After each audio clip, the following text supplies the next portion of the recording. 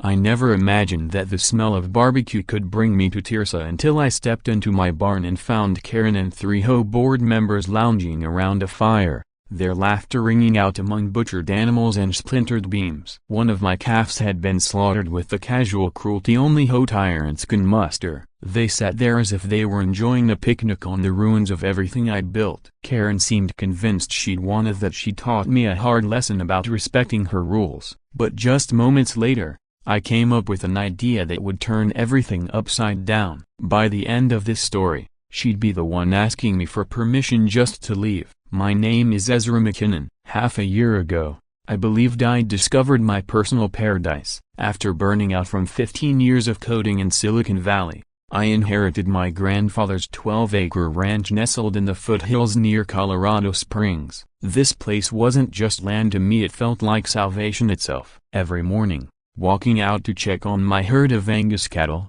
breathing in the crisp mountain air, and trading screen time for honest work with my hands made me feel more grounded than I'd ever been. The vegetable garden my grandfather had started was thriving under my care, and in my small workshop, I was crafting handmade furniture from sustainably sourced wood. Life was simple, sincere, and peaceful, just what my exhausted spirit needed. Then Vivian Blackwood arrived, like a thundercloud rolling in on a perfect day. At 52, Vivian had the sharp, polished look of someone who'd invested heavily in cosmetic procedures and who'd built a career on ambition and control. After selling her law practice in California, she'd moved here and somehow secured her position as president of the newly formed Pinehurst Estates HOA.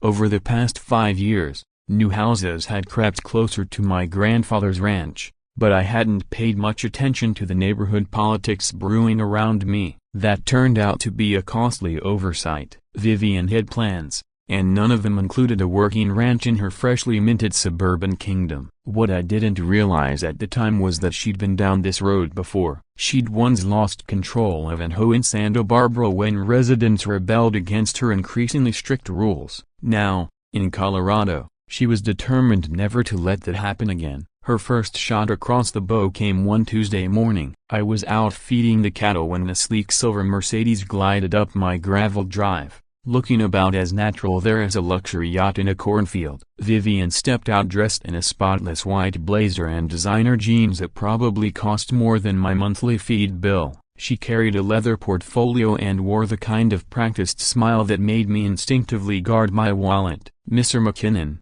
she began, her voice mixing faint politeness with underlying steel, the tone of someone who had spent decades perfecting it in courtrooms. "I'm Vivian Blackwood, president of the Pinehurst Estates Homeowners Association. We need to discuss the impact your property is having on our community's aesthetic standards." It struck me as a pretty aggressive way to introduce yourself to a neighbor, but I invited her to sit on the porch, assuming we could resolve whatever minor complaint she had. That's when she dropped her bombshell. Vivian claimed that under her reading of an obscure county ordinance about agricultural compatibility, my ranch violated community standards. According to her, the sight of cattle, the compost scent, and even my morning rooster were all damaging local property values and disrupting the suburban peace. She pushed a formal notice across the table toward me, her manicured nails tapping the wood like tiny hammers. "You have 30 days to address these violations," she announced, her smile unwavering. "Otherwise, we'll be forced to escalate this through legal channels."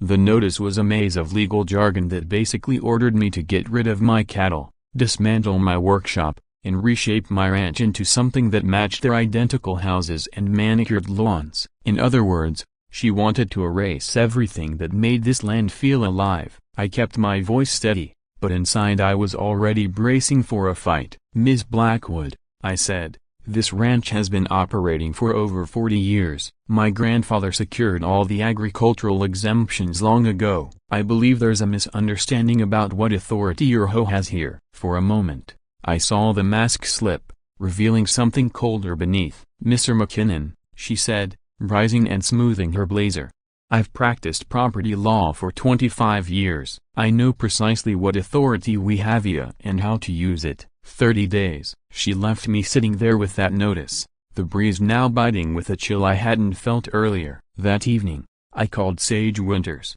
an old college friend who'd become an investigative journalist with the Denver Post. If anyone could help me see what I was truly facing, it was Sage. After I'd explained everything, Sage warned me, "Be careful, Ezra. Hoes like this can be ruthless when they think the law is on their side, and if she's as connected as she sounds, she probably has more leverage than you realize." He offered to look into Vivian's background but advised me to start documenting every interaction and maybe contact a property attorney. I thanked him and hung up, feeling less like a rancher defending his land and more like a soldier preparing for a siege. Later that night, I went digging through my grandfather's old files in the basement. Deep in the back of an old filing cabinet, sealed in a manila envelope labeled "For Ezra Only," I found something that made my pulse race. In my grandfather's familiar handwriting, the letter read, "If a woman named Vivian ever shows up at the ranch, don't be surprised. I had dealings with her in Denver about a decade ago,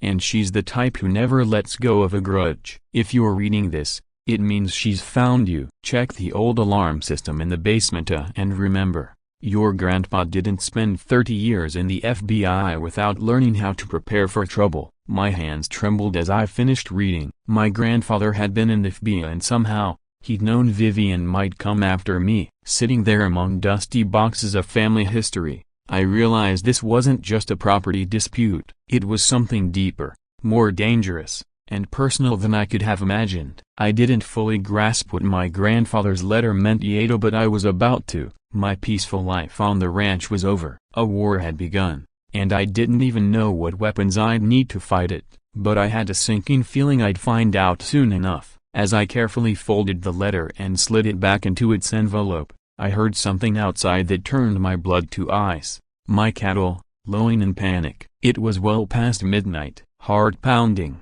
I grabbed my grandfather's old metal flashlight and hurried toward the barn, each step heavy with dread. The distressed sounds of the cattle grew louder, mixed with hushed human voices, urgent, deliberate. As I drew closer, the beam of my flashlight caught the silhouettes of 3 men moving methodically around the pen, herding my animals toward the open gate that led to the county road. This wasn't some teenage prank. These were grown men, moving like a unit on a mission, stealing my hair to my livelihood right from under my nose. The man leading them was a stocky figure with graying hair and the confident swagger of someone used to authority. Later, I'd learn his name, Jasper Crowley, 45 years old, Viv's self-appointed security chief, a former Denver cop quietly pushed out of the force for taking bribes from construction companies. Tonight, though, all I knew was that Jasper was trespassing on my land, barking orders into a walkie-talkie clipped to his belt. "Move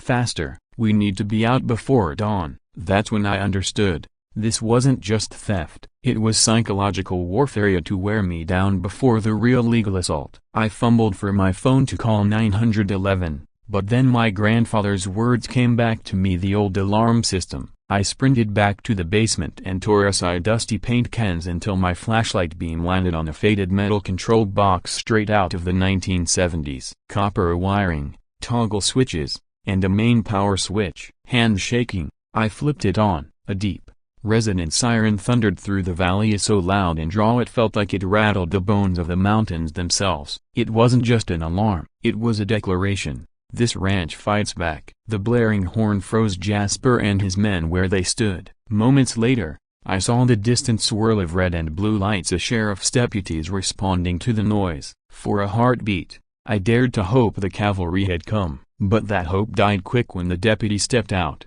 An older man with a worn uniform and the soft belly of someone long past his prime, Deputy Barnes. Instead of cuffing the intruders, he spent 20 minutes squinting at my livestock registration papers while Jasper watched, smug and relaxed. "Mr. McKinnon," Barnes finally drawled, "these gentlemen claim they're here on official HOA business, inspecting code violations. Do you have up-to-date documentation proving these cattle are legally kept here?" I couldn't believe what I was hearing. Jasper's smirk widened by the second. That's when the sickening truth settled in. This ran deeper than I'd ever imagined. While Barnes flipped through my paperwork, I slipped back into the house and found something else my grandfather had left. An analog recording system wired into the same network as the alarm. It was running, and when I played it back, I heard Jasper's voice, clear as day.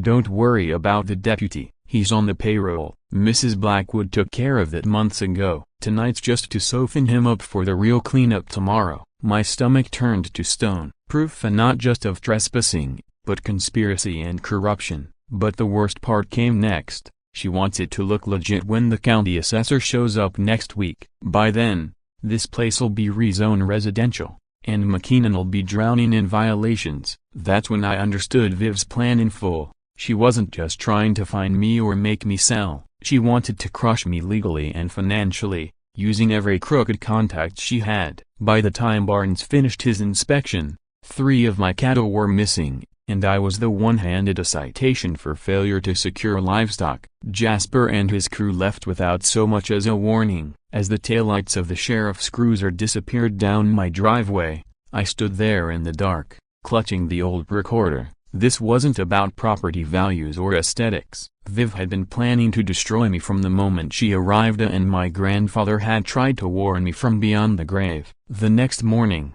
I learned this was only the beginning. 3 more cattle gone, and from the woods behind the house came the buzzing of chainsaws and the acrid bite of smoke. I followed the sound. What I found in the barn will haunt me forever. Viv and her loyal enforcers, laughing around a makeshift fire. The hacked-up remains of one of my calves smoking on a crude grill. Viv sat there like a queen at court, Jasper tending the fire as if this were a neighborhood picnic, except they were cooking the corpse of everything I'd built, everything that mattered to me. And in that moment, I stopped feeling afraid. I started planning how to end this. They dripped metal roofing off my equipment shed to build a makeshift grill. The smoke that woke me wasn't just from burning wood, it was the smell of my pregnant heifer roasting over flames fueled by lumber cut from my grandfather's century-old oak trees. They'd slaughtered her without a second thought, as if my life's work was just an inconvenience to clear away. But the worst part wasn't the butchering or even the destruction of property that had been in my family for generations. It was how normal they all acted,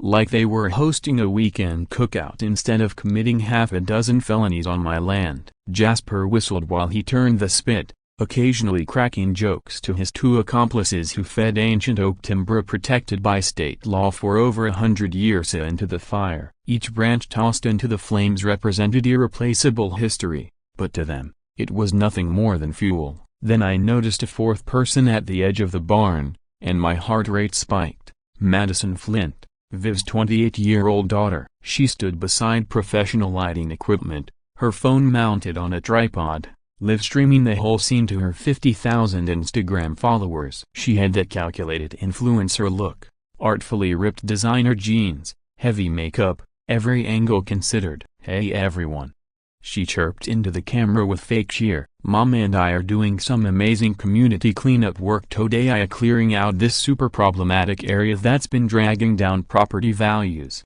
The audacity was almost too much to process. She lied without blinking, right beside the butchered carcass of my heifer. But Madison's vanity turned out to be useful. So focused on her camera, she didn't notice what Viv was saying behind her. Viv's voice carried clearly through the morning air as she confided in Jasper and the others. "This time, I won't let anyone destroy my vision like those ungrateful idiots in California," she said, waving a charred bone toward my house. "I spent 3 years building the perfect home in Santa Barbara, and it all fell apart because I was too gentle, too willing to compromise. Here, I'm done with negotiations. No appeals, just swift, decisive action." The irony burned. A woman talking about community standards while literally roasting stolen livestock over a fire made from protected trees. And then Viv said something that stopped me cold.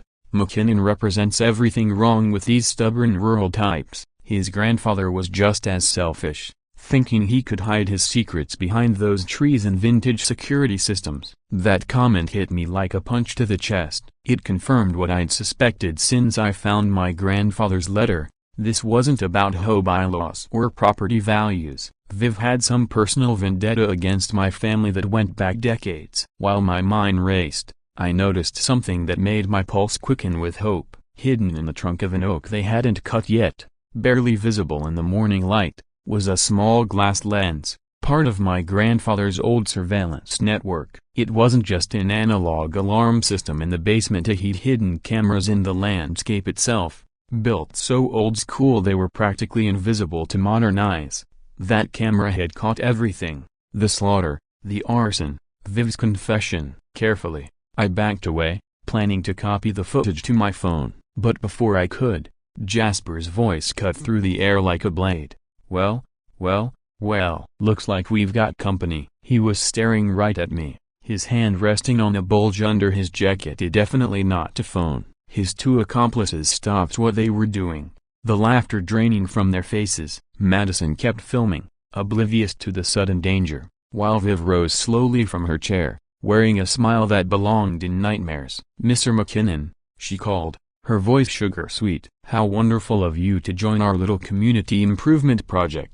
I was just telling everyone how much better this area will look once we finish clearing out all the obstacles." She lingered on that last word. Jasper stepped closer, hand tightening on his hidden weapon. My morning of gathering evidence had just become something far more dangerous. Then, at that exact moment, my phone buzzed. An incoming call from Sage Winters at the Denver Post, and I realized that maybe, just maybe, help was finally on the way. The cavalry was finally about to arrive. I answered Sage's call while backing slowly toward the tree line, never taking my eyes off Jasper, whose stance had turned openly threatening. "Ezra," Sage's voice crackled over the speaker, loud enough for everyone to hear. "I've been digging into your Vivian Blackwood problem, and brother, you're in way deeper than you realize, but I think I've also found the ammo you need to fight back." Thank God for Sage's instincts. I managed to hit the speaker button and start recording just as he dropped his first bombshell. "This woman isn't just some power-mad HOA president. She's been under FBI surveillance for the past 18 months, tied to a money laundering investigation involving luxury real estate across 3 states. For a split second, the mask slipped from Viv's face, a flash of pure panic that made every terrifying moment of the past few days almost worth it. But Sage wasn't finished. "The Bureau's been building a case ever since she fled California after that Santa Barbara HOA scandal. Turns out her so-called community improvement projects were fronts for washing dirty money from some very nasty construction outfits. And get this, Ezra, they flagged Colorado Springs as her next target because of an old grudge involving a retired federal agent who used to live in your exact area." I felt my grandfather's presence then, like a ghost standing at my shoulder. It all clicked into place. Viv wasn't here by chance. She'd come to finish what she'd started with him decades ago, this time using mob money to do it. As Sage laid out the federal case, Viv's composure crumbled in real time. The confident, litigation-happy HOA president dissolved into someone desperate and cornered, and it was all being streamed live to Madison's 50,000 followers. "Mom?" Madison finally looked up from her phone, brow furrowing. "The comments. They're asking why that man's talking about FBI investigations and money laundering." "What's going on?" Viv shot her daughter a look sharp enough to cut steel, but it was too late. The truth was out, prowling the open like a predator with federal teeth. Then Jasper lunged. His hand finally closed on the gun hidden under his jacket, but before he could level it at me, the woods erupted in sound. My grandfather's old security system triggered every hidden speaker, unleashing a deafening wail of air raid sirens. The sudden blast startled Jasper so badly he tripped and crashed face first into a pile of wood chips, his weapon skidding harmlessly across the dirt. From where I stood, I could see it clearly now, an unregistered handgun, serial number filed off. His 2 accomplices dropped their beers, turned pale, and sprinted for their trucks, deciding Viv's paycheck wasn't worth federal prison. But the biggest shock came next. The sirens cut off, replaced by the roar of engines tearing up my driveway. I braced for the worst, maybe corrupt deputies on Viv's payroll, but instead, 3 unmarked black SUVs skidded to a halt near the barn. Out poured a small army of agents in FBI windbreakers, weapons drawn, faces set with calm determination. Leading them was a young Latino woman who radiated authority. "Ms. Blackwood," she called, her voice cool and commanding. "I'm Detective Riley Martinez with the Colorado Springs Police Department, working with the FBI. You and your associates need to step away from the evidence and keep your hands where we can see them. She couldn't have been older than her late 20s, but something in the way she moved felt deeply practiced. And there was something unsettlingly familiar about her, like catching a glimpse of a half-forgotten photograph. As agents cuffed Viv and gathered evidence, Detective Martinez strode over to me, her stern expression softening a fraction. "Mr. McKinnon," she said, her tone mixing professional courtesy with something more personal, "I'm sorry for the dramatic entrance. We've been monitoring this for a while and had to move in before it escalated." She lowered her voice, drawing me aside. "This goes far beyond property violations. Your grandfather, Augustus McKinnon, he helped build the original case against Vivian Blackwood a decade ago during her first money laundering scheme in Denver." I felt my heart seize. "He broken bar what?" Martinez nodded. "Before he passed, he left instructions.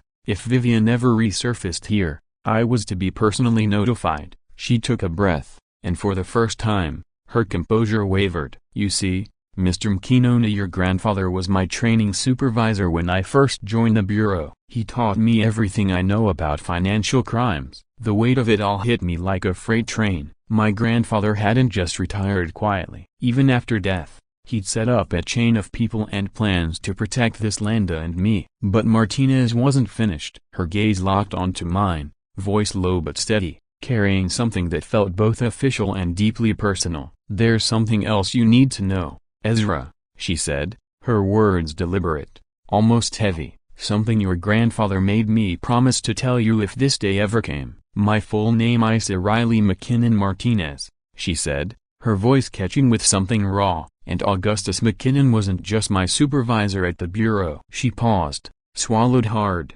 "He was my father, which means, Ezra broken bar, you and I are family, and there was no way in hell I was going to let that woman destroy the last piece of him left in this world." The barnyard seemed to tilt and spin around me. I had a sister, a half-sister who was also a federal agent, who'd been watching over me from the shadows, who had probably orchestrated this entire federal operation to save my homie, a broken bar, and my life. But before I could voice even a fraction of the 1,000 questions surging through my mind, Riley leaned closer, her eyes dark with urgency. "Ezra, this isn't over. Viv's people are already moving to destroy the evidence tonight, and they're planning to silence anyone who can testify against her. But I have a plan to stop them, and I need you to trust me completely." She guided me away from the casa past the agents, handcuffed accomplices, and blinking patrol lights to the old oak tree where I'd first discovered the hidden camera. Her expression was a fragile mix of federal resolve and newly revealed family bond. "Ezra,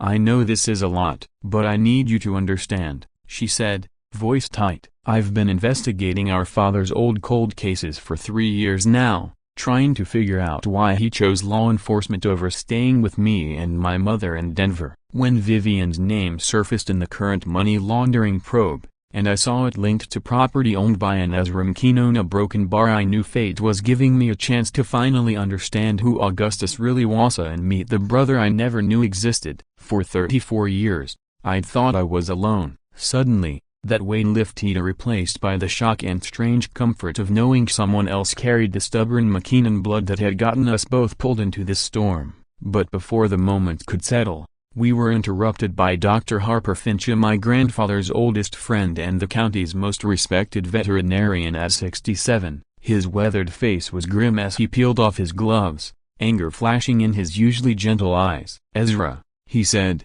voice shaking with outrage, "what they did wasn't just cruelty. Your heifer was pregnant, about 7 months along. They didn't just kill her, a broken bar, they destroyed 3 lives." He exhaled heavily, his professional composure cracking. "In Colorado, killing pregnant livestock this far along is aggravated animal cruelty. Enhanced penalties. We're talking federal charges of 15 years minimum." Dr. Finch's findings were damning enough, but what happened next turned our case from local scandal to something that could headline the national news. Madison stepped forward, mascara running down her cheeks, phone trembling in her hand. "I need to show you something," she whispered, glancing back at the agents cuffing her mother. "I've been recording things for weeks, not just for Instagram, because I was scared of what Mom was turning into." She unlocked her phone, revealing hours of secret recordings of Viv talking to criminal partners, calmly discussing violence and witness elimination. The most chilling clip was from 2 nights ago. "The McKinnon problem needs to be resolved permanently tonight," Viv's voice hissed through the phone speaker, flat and cold. "My people will handle destroying the evidence. Your specialists can take care of the human complication. Make it look like an accident, a broken bar, a barn fire with the owner trapped inside, trying to save his animals. The casual way she plotted to murder me, to burn everything my grandfather built, to make even Riley's professional armor crack. Jesus Christ," she muttered. "They're not just covering tracks, a broken bar, they're planning an assassination." But Madison wasn't done. "There's more," she whispered, scrolling through her files. "She's been planning this for almost 2 years. She has everything, a family history going back to when your grandfather first arrested her old partner. She's obsessed, Ezra. And the people in California? They've funded the whole thing to wipe out the McKinnon family legacy." She showed us surveillance photos of my daily routines, architectural diagrams of my property highlighting weak spots for sabotage, even stolen medical records Viv had obtained pinpointing my health vulnerabilities. The scale and malice of it took my breath away. Then Riley's phone buzzed, her expression turning to eyes as she read the message. "Ezra," she said, voice tight with urgency, "we need to move now. My FBI contacts just intercepted chatter. A team of professional arsonists is already heading here. They're planning to torch everything at midnight after most agents have cleared out." She grabbed my arm, her grip fierce, her eyes locked onto mine. In that instant, I saw both the seasoned federal agent and the sister who'd crossed years and secrets to save the brother she'd only just met. "We're almost out of time," she said. "Come on now, let's go." "But here's the thing, brother," Riley said, her eyes locked on mine. "I've been preparing for this ever since I figured out the connection between you and our father. And I know exactly how to turn their assassination attempt into the final nail in their coffin. But it's going to take every single piece of Grandpa's old security system and some modern FBI tech that officially doesn't exist." The plan Riley laid out was as daring as it was dangerous. We'd use my grandfather's hidden camera network to record the arsonists in real time, while FBI agents hid across the property, ready to catch them red-handed. "The key," she said, her tone crisp, "is to let them believe they're succeeding right up until the moment we spring the trap. That means you'll have to trust me to put you in what looks like mortal danger,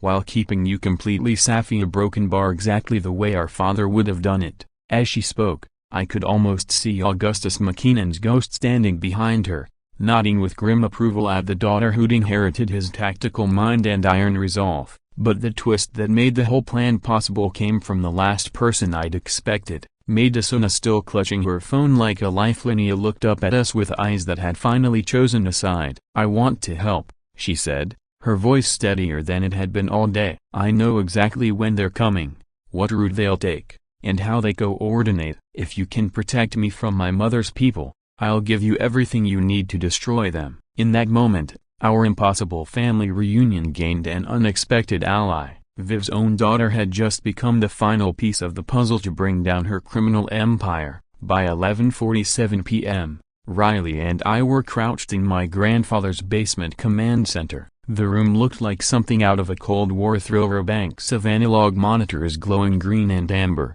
each showing a different view of my property. Outside, FBI agents lay hidden in the dark, waiting for Riley's signal to launch what she called Operation McKinnon's Revenge. Madison sat beside us, scanning her mother's encrypted messages in real time. "They're 2 minutes out," she whispered, her face pale but determined. 3 vehicles, 8 men, professionals from LA. Their orders are to make it look like an accident." Riley handed me a secure FBI phone, her gaze hard and unflinching. "Ezra, everything rides on the next 3 minutes. You are going to make 3 phone calls, back to back, while I direct the field team. The timing has to be perfect. We're not just catching criminals, we're taking down an interstate operation and saving your life." I could see the strain in her eyes, the weight of knowing that if anything went wrong, she might lose the brother she'd only just found. Madison's voice cut through the tension. "They're here," she said, eyes fixed on the monitors. "I see headlights on the back road." "And Mom just texted," A cleanup crew in position.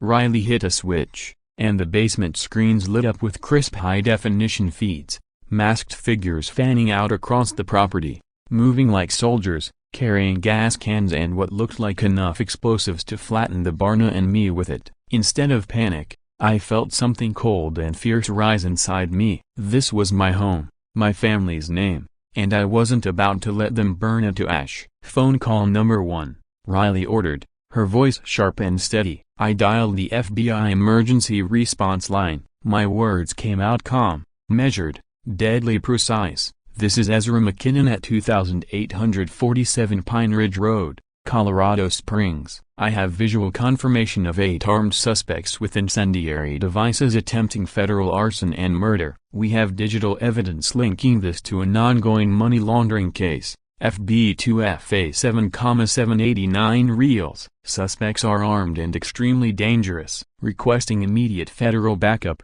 The response was swift, confirmation codes, dispatches, and the promise of reinforcements racing toward us. "Second call," Riley said, already coordinating quietly through her headset. "This time, I called the Colorado Environmental Protection Agency. I need to report the illegal destruction of 20 protected oak trees, each over 150 years old. We have video evidence of suspects cutting and burning them in violation of state laws. The same suspects are now attempting arson to cover their tracks." Colorado's environmental laws were unforgiving when it came to century-old trees.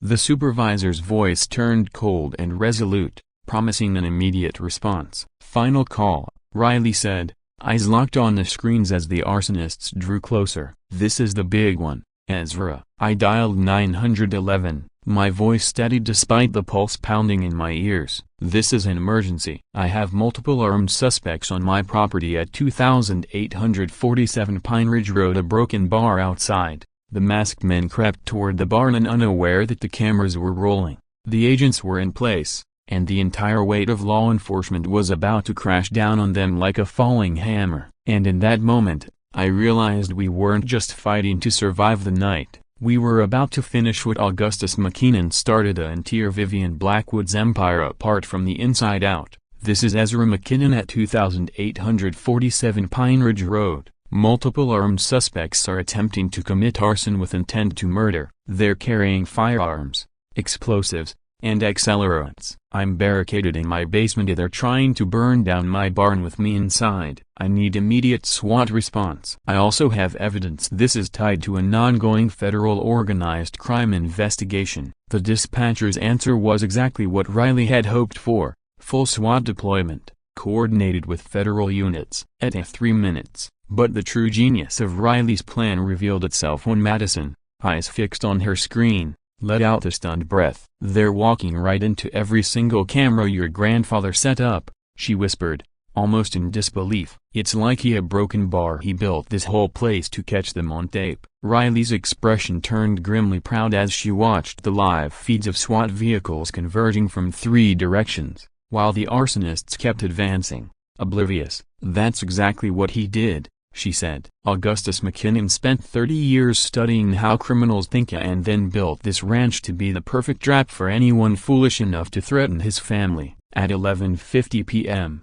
everything collided exactly as Riley had orchestrated. Just as the lead arsonist finished pouring accelerant around the barn and his partner moved to light the fuse, law enforcement struck. FBI agents surged from concealment, guns raised. Environmental officers secured the felled oak trees as evidence, and the Colorado Springs SWAT team surrounded the would-be assassins in a ring of blinding tactical lights and shouted commands. Viv's perfect crime had just transformed into the most thoroughly documented federal bust in the state's history. But the most chillingly satisfying moment came when I watched through my grandfather's vintage cameras as Viv herself was pulled from the back seat of her getaway car. Her perfect hair hung in messy tangles, and her designer clothes were streaked with soot from the very fire she'd meant to kill me with. For an instant, she looked directly into one of Augustus's hidden cameras, and in that flicker, I swear I could see my grandfather's ghost standing beside her,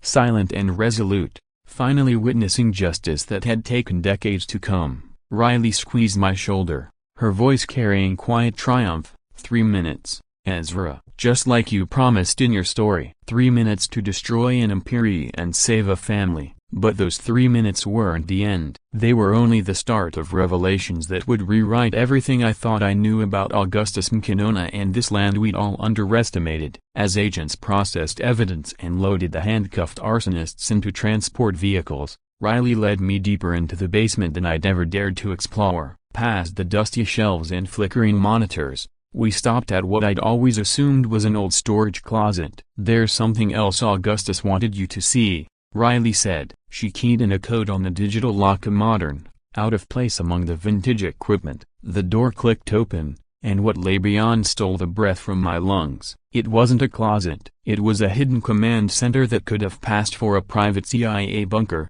Racks of computer servers, satellite communication gear, and walls papered with photographs, documents, and red string maps tracing criminal networks across half the country. At the center stood a massive display, a real-time 3D map of the entire ranch, each camera, sensor, and hidden recorder glowing as green dots on black. "Your grandfather didn't really retire," Riley said, powering up the main terminal. "He went deep cover. He kept working on organized crime Casessa, and this ranch became his headquarters. From here, he tracked real estate-based money laundering networks for West Coast crime families." As she opened file after file, the story grew darker and deeper than I'd imagined. Viv's group wasn't just a handful of corrupt HOA officials, it was a branch of a network laundering millions through development projects, quietly stretching back more than 20 years. "Augustus spent decades building federal cases," Riley explained, scrolling through sealed reports and financial records. "Dozens went to prison, but Viv always slipped away until now. She knew, eventually, she'd trace it all back to Hema and that she'd come for his family." Riley tapped on a final, encrypted folder labeled Operation Family Legacy. Inside were detailed predictions, Viv's timeline, her strategy, even the crimes she'd commit as she grew desperate. He knew she'd start with lawsuits and threats, move to property destruction, and finally try to kill whoever was left, Riley said, voice tight with awe. "And so he turned every camera, every device, into part of the trap." Augustus McKinnon had spent the last 15 years of his life building the perfect counterattack, one that would only spring if Viv ever crossed the line into bloodshed. And now, at last, his plan had worked. Every alarm, every sensor on the property hadn't just been installed for protection, they'd been placed with surgical precision to capture exactly the evidence needed to dismantle Viv's organization the moment she overplayed her hand. The files revealed something even more extraordinary: why Riley had been so perfectly positioned to coordinate the federal response. Augustus had been preparing her for this mission for years, quietly feeding her intelligence about Viv's operations and making sure she had the contacts, clearance, and credibility to bring down an entire criminal network. "He couldn't do it himself," Riley whispered, voice cracking as she read her father's final letter addressed to both of us. "He was too closey a broken bar, too compromised after hunting them for so long. But he could train us to finish what he started." Augustus's letter was brief, but every word carried weight. "To my son Ezra and my daughter Rylia, if you're reading this together, the trap has been sprung and justice is finally being served. Everything you've endured was necessary to gather evidence to stop a criminal organization that's harmed countless innocent families over decades. The McKinnon legacy isn't about land or law enforcement badges, it's about protecting those who can't protect themselves, and ensuring evil doesn't triumph just because it's organized and well-funded. I'm proud of you both. Together, you can build something even stronger than what I could achieve alone."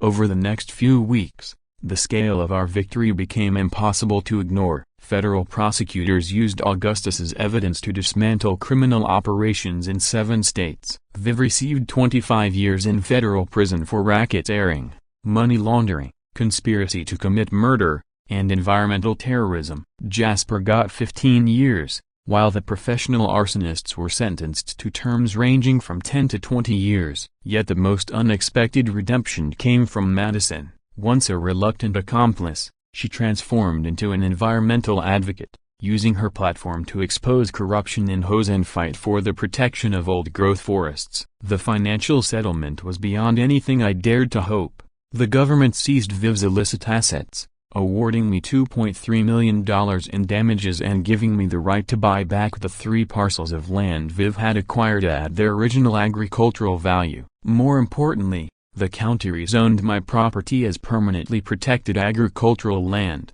ensuring no HOA would ever threaten it again. But the real treasure wasn't money, it was family. Riley took early retirement from the FBI and moved to Colorado. Together, we converted Augustus's hidden intelligence center into a consulting firm that helps property owners fight HOA abuse and corruption. 1 year later, I stood inside my newly rebuilt barn, surrounded by neighbors celebrating the first annual Augustus McKinnon Justice Festival. Madison, now an environmental influencer with over 200,000 followers, live-streamed the event. Riley managed security with the same calm precision she once used to coordinate federal takedowns. And somewhere in the federal prison, Viv might have been watching, forced to witness the community and resilience her schemes had tried to destroy. 6 months ago, her lawyer reached out, asking if I'd support her petition for early release. I declined, just as I'd promised from the start. Some people earn second chances, but some must learn that choices have consequences. Augustus McKinnon raised his children well,